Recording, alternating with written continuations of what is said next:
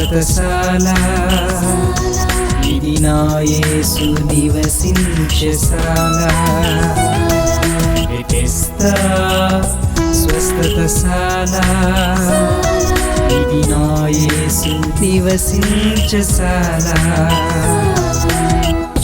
ఆదరణ లేక అల్లాడిపోయే నెమ్మది లేక నలిగిపోయే వారికి ఆదరణశాల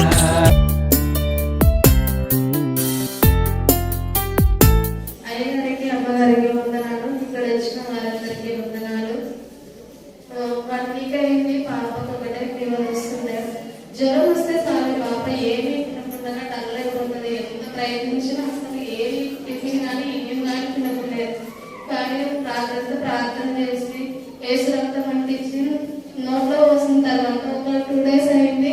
బాగా తింటుంది. తండ్రి ఈ బిడ్డకు మంచి ఆరోగ్యం బలం శక్తిని ఇస్తే నీ శాలలో నేను సాక్ష్యం ఇస్తానని అనుకున్నాను. ఆ విధంగా బిడ్డ మంచి ఆరోగ్యం ఉంది, బాగా తింటుంది. అందుని బట్టి దేవుడికి వందనాలు, అయ్యగారికి అమ్మగారికి వందనాలు.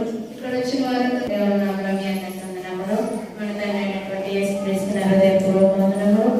ఇక్కడ ఉన్నటువంటి అయ్యగారికి అమ్మగారికి హృదయపూర్వక వందనములు. నా పేరు మాతమ్మ, మా ఊరు వచ్చిన పెండకాలు.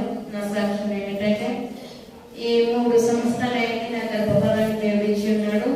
మళ్ళా 3 సంవత్సరాలకి దేవుడు నాకు ఒక మరి గొప్ప యొక్క బహుమతిగా దేవాన్ని పండుగలో పని గర్భం ధరిస్తే ఈ సన్నిధిలో సాక్షరాలుగా నిలుచుకో ప్రభు అనుకున్నాను.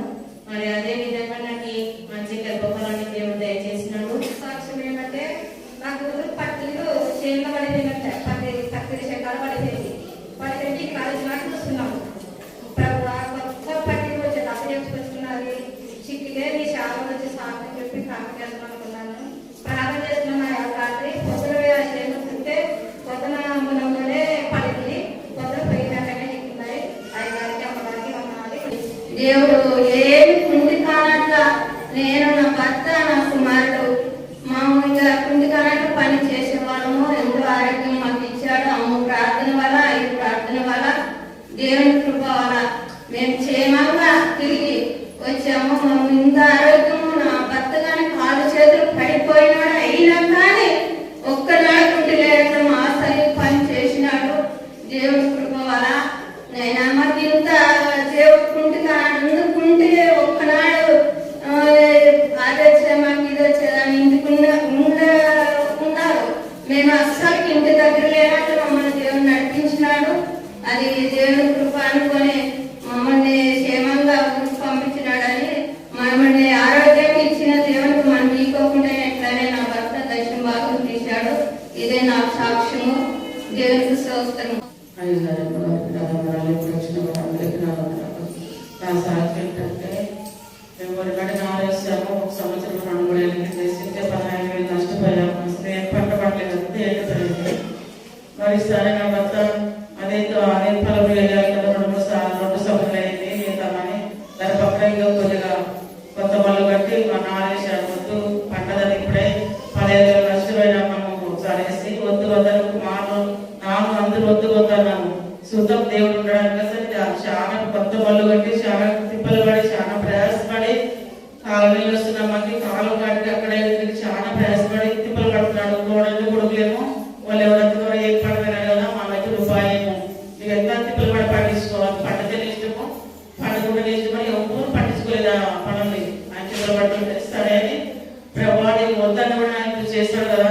ఆయన చిత్తమైన ఆయన చాలా దగ్గర తీసుకెళ్ళి నా భర్త నారేపించిన తర్వాత ఆ ఉసుకు కాడగా పొలంలో చల్లని ప్రభావించిన తర్వాత ఒక వాడు ఎంతో ప్రయాసపడుతున్నాడైనా సహాయం చేయండి. మీరు మంచి పంట ఇస్తే నాకు సాక్ష్యం చెప్పి ఒక ప్యాకెట్ ఇస్తాను తీర్మానం చేసుకొని మోసుకున్నాను.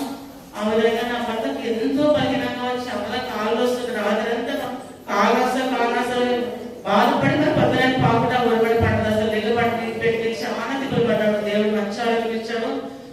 అయ్యగారమ్మ అమ్మ కూడా ప్రార్థన చేసిన అమ్మ ఈ విధంగా ఉండదమ్మా అంటే దేవుడు మంచి పంట తీస్తాడు అమ్మ అని చెప్పింది. ఆ విధంగా దేవుడు మంచి పంట తీసాడు. 20 ప్యాకెట్లు బియ్యం డబ్బులు వచ్చినవి. అందరి బట్టి దేవుడికి కృతజ్ఞతగా బియ్యం ప్యాకెట్ తెచ్చి అసలు దేవుడు ఇచ్చిన గొప్ప ఆశీర్వాదాలు పక్కన కట్టి మా విషయం ప్రార్థించిన అయ్యగారమ్మ గారికి వందనాలు. ఇక్కడ వచ్చిన వారికి